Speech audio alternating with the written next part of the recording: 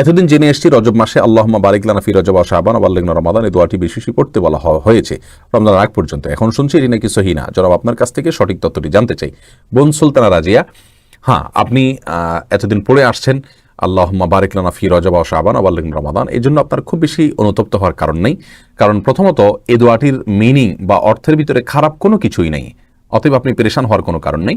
আর দ্বিতীয়ত হলো এই দোয়াটি আমাদের বিভিন্ন হাদিসের কিতাব বর্ণিত হয়েছে, জাল নয়, তবে এটি দুর্বল সূত্রে বর্ণিত। যেহেতু দুর্বল সূত্রে বর্ণিত, সেজন্য এই দোয়াটিকে আমরা আপনার করব না, আপনার আমল করব না। তবে ফজিলতের ক্ষেত্রে যেহেতু এটা কোনো হালাল হারামের বিষয় না, ফরজ ওয়াজিবের বিষয় না, বিধায় এক্ষেত্রে আমরা যদি আমল করিও, এ দোয়া অনুযায়ী আমরা চলিও, তাতেও বড় কোনো গুনাহ হবে বিষয়টি সেরকম না।